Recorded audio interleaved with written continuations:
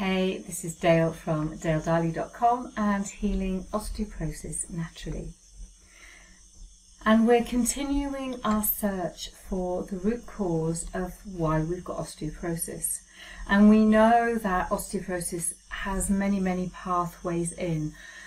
And it's really important that we've looked at our history, so the timeline exercise, and we've done the body map, which is what's going on in the now. And this next thing is about keeping a food diary, because what we eat also plays a role in why we have got osteoporosis or why our osteoporosis is not healing. So let's take a look at the slides, and I'm going to take you through this process of keeping a food diary. Now, I've got to tell you, I know that keeping a food diary is pain in the proverbial, but honestly, if you do it, you will be really quite surprised at what you uncover. So have faith and go with the flow. So, food diaries. So the first thing is, I want to just clarify what a diet is and what dieting is. So a diet is a long-term way of eating. So a vegetarian is meat-free. A vegan has no animal products or byproducts at all. And a pescatarian would eat meat, etc., etc. And there are all kinds of different diets and ways of eating. You know, you just really have to find a way of eating that suits you. And dieting is a way of eating that has an objective. So maybe a short-term objective like gaining or losing weight. Diet and nutrition play such an important role in our healing. And it's not something to be overlooked. You know, people find this, the hardest thing to do is to change their diet, or one of the hardest things to do. You know, food is energy, and if we don't have energy in our body, it's because what we're putting in and what we are absorbing, which is something that we really need to take note of, is not as good as it could be. So energy is provided by things like fat, carbohydrate, protein and water. And everything you eat and absorb affects every single system of your body. So it's really important that we get a balanced, mindful approach to diet put in place for our healing. Now you can do a 5 or a 7 day review. It's entirely up to you. A 7 day review is good because we cover the weekend. But if you just want to do a 5 day review, then you know, keep it simple, but do it so that perhaps it starts on a Thursday and it goes across the weekend, because I think we tend to eat a little differently at the weekend. So a 5 to 7 day diet review. Now, when you do this, add in how what you eat makes you feel physically and emotionally, mentally. Look at when you eat. So, you know, do you eat 3 meals a day? Do you have 5 meals a day? Do you not eat breakfast? You know, look at when. You know, when do you typically start your eating day, and when does your eating day end? And how do you eat? So if you're in the office, do you eat at the desk, not taking any time off? Or do you eat on the run, so you're in the car and you're dashing to your next appointment? Who do you eat with? That often affects what we eat and how we eat. And if you're a people pleaser, you probably make food for the other people rather than think about your own needs. And where do you eat? Although I live on my own, I like to eat at the table. And I don't always do that. Sometimes I eat on the terrace, and sometimes I'll stick a bowl of salad on my lap and, you know, scoff that while I'm doing something else. But generally, I sit at the table and I make it a really mindful experience. And then when you're keeping this food diary, I want you to look at how much fresh, natural, seasonal, organic food that you eat and how much crap you eat. Now, you know, your definition of good food and crap food might be different to mine, but let's start somewhere. We need a baseline. So perhaps, you know, you want to keep a scale of how you feel. So it might be a 1 to 10, where 1 is rubbish and 10 is amazing. Think about before, during and after you've eaten, so shortly after and as the day progresses. So what you're really looking for is, sometimes there might be a trigger why you eat in a particular way. So, you know, if feeling naffed off, you might reach for something sweet or sour or salty, or there might have been something going on emotionally, and the sort of food that you reach for will be an indication of that emotion. So just to have a look at the triggers, the things that trigger you beforehand. It might just be that you're hungry, or you've looked at the clock and it's 1 o'clock and you always eat at 1 o'clock. You know, you're a person of habit. Think about your immediate reaction to what you have just eaten. I know when I used to eat white bread, and how I loved crispy white bread toasted with lashings of butter. I know, those were the days. My nose always ran.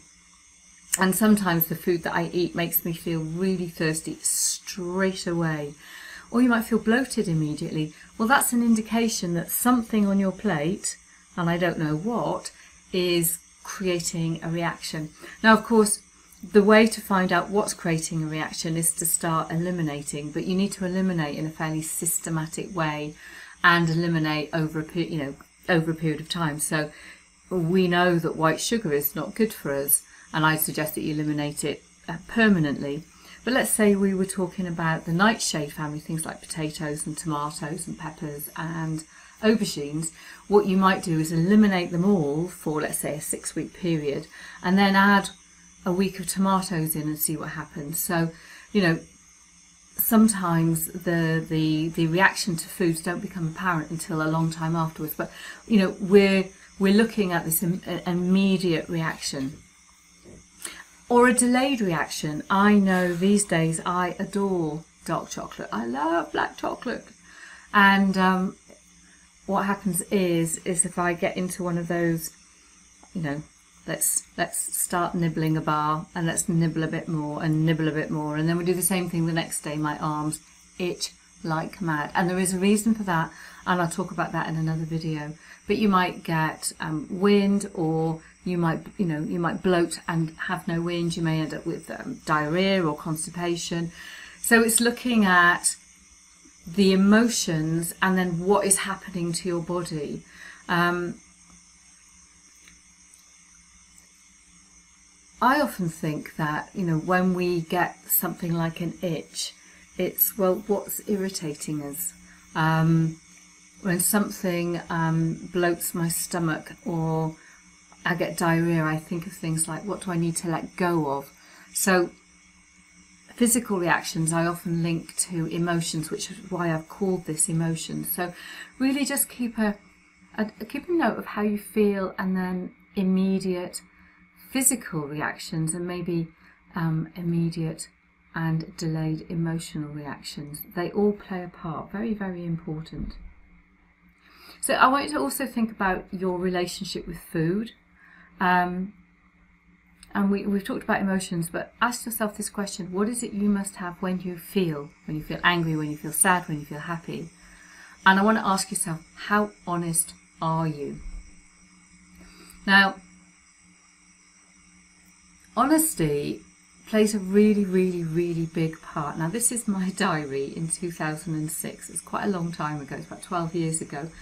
And you could, I mean, I'm looking at it and I'm ashamed at some of the things. I mean, look at all that wine I was drinking, and what else? I'm sure there's things like onion bhajis, and there's all kinds of stuff on there that I wouldn't dream of eating now. But it's about honesty. It's looking at something and saying, yep, that's what I eat. And, you know, don't beat yourself up.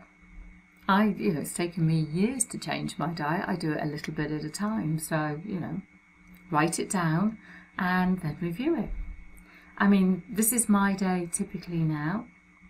So I have lots and lots of fluid. My breakfasts are typically things like a smoothie or egg, avocado, something green on perhaps some gluten-free bread. Or I might make some pancakes out of pea protein and gram flour. But I don't have the chocolate anymore because it makes my arms itch. But I do occasionally. I put up with the itching. And then lunch is typically something like a salad or soup, or if I'm feeling very lazy, I'll just have a gluten-free sandwich, and I'll put things like olive oil, balsamic vinegar, masses and masses of lettuce and different salad things in, and slivers of cheese, hardly any cheese, or maybe egg or some sardines. And then dinner, it'll be soups, curries, stir fries, loads and loads of veg, or it'll be fish and steamed veg. I always save a bit of my smoothie and have that with some fruit after my dinner. I might make something like a nut roast and have that with veg, or I might make black bean and quinoa burgers. So I make all kinds of stuff depending on how I feel, and I listen to my body. So your action here is to create that food diary. Notice how you feel. Do lots of reviewing and reflecting, and just keep writing. You can keep the food diary in a spreadsheet, and actually the spreadsheet is quite a good idea because you can break everything down. But journaling around it, so first thing in the morning how you feel, last thing at night how the day went, and remember that honesty piece. And I tell you what, you will be absolutely amazed at what you discover about yourself and your food. So the food diary plays a really, really big part in finding your root cause, because we get very stuck in our eating habits, and we tend to ignore those itchy bits and the bloating and stuff like that. We complain about it, but we don't do anything about it. So this is about that pure honesty and getting it all down and really getting in touch with how food makes us feel. So I'm Dale from daledarley.com, Healing Osteoporosis Naturally, and I have a group on Facebook called Healing Osteoporosis Naturally. So please do come in and join me, and while you do this 5 or 7 day review, just enjoy the process and have some fun.